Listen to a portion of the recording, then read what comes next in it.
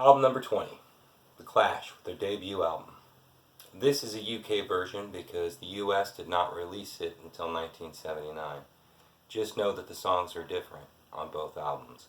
This one was recorded February 1977 and released April 8th of that year. The length is 35 minutes and 18 seconds long, and the genre is punk rock. It was produced by Mickey Foote, and the front cover is by Katie Simon. The back is by Rocco McCauley. Now, all tracks are written by Joe Strummer and Mick Jones. On this album, Joe Strummer, Paul Simonon, and also Mick Jones, Terry Chimes on drums. Now, the US version has Topper Headon. And some of my favorite songs are Janie Jones, Career Opportunities, I'm So Bored with the USA, White Riot, Police, and Thieves. And I promise I chose this group many days ago. This album was at number 12 on the Billboard UK. They are ranked 28 out of 100 greatest bands of all time.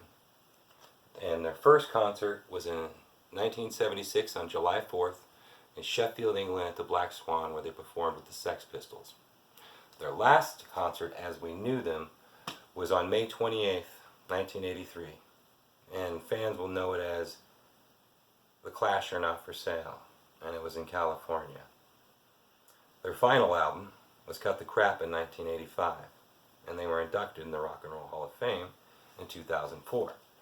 And one of my favorite facts is their first U.S. concert, and now they did an album in the United States, but their first tour was February 7th, 1979, in Berkeley Theater, Berkeley, California, with Bo Diddley. Why Bo Diddley concert that I won tickets on the radio on a show that I love, Blues Before Sunrise. It's on NPR. Well, I won the tickets, and that's the concert where my daughter kicked for the very first time in Mom's belly. So I love blues, I love Bo Diddley, and I love my baby. And I love this band. So, back to The Clash. They had sparked into life in June of 1976 when West London Art School dropout Paul Simonon, I have to say that 10 times real fast, and then Mick Jones approached Joe Strummer, and he was singing with another band and asked him to join, and he did. And they started in the vanguard of British punk and quickly became the most iconic rock band of all times, a symbol of intelligent protest and stylish revolution, rebellion in the unstable years of the 1970s and 1980s. Strong and determined, they became musical pioneers. Their style, they combined music. It was a militant reggae or dub with funk, jazz, hip-hop, and that's what made the band who they were.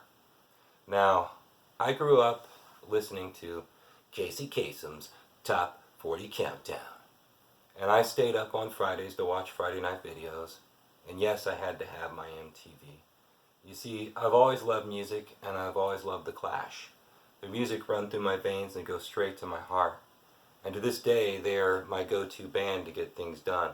I know it may not seem like it tonight, but with everything going on in the world and being my last show and having some big plans not happen, no big deal, because it's just me and you, my friends, like it has been, and I appreciate you.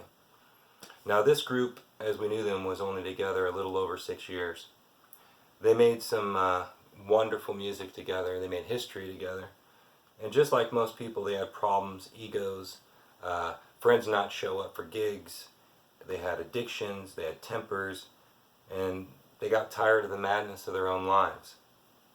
But like I said, they changed music forever. Please don't forget to check out my stories and my Highlight 20 if you want to see better pictures of the album and hear a little bit of the music. Now to the part I've been dreading. This show, or whatever you want to call it, started off a 20-album challenge from a friend and turned into something else. It may be the last on my 20-album challenge, but only beginning of an idea. Stay tuned, my friends.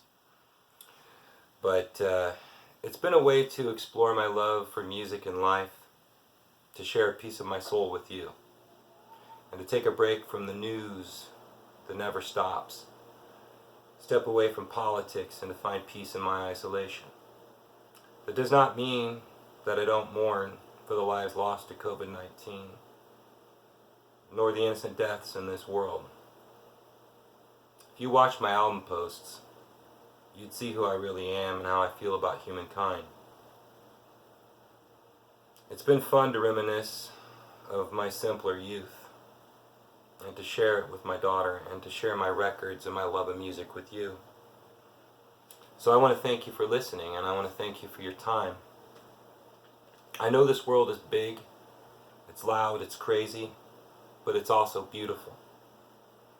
No matter what wrongs exist in the world, the right thing to do is to stay strong together. We are all human. So let us remember to be kind to one another. Just know my love for you and music will always stay. But for now, I must go. So peace and love to you and yours. Take care, my friends.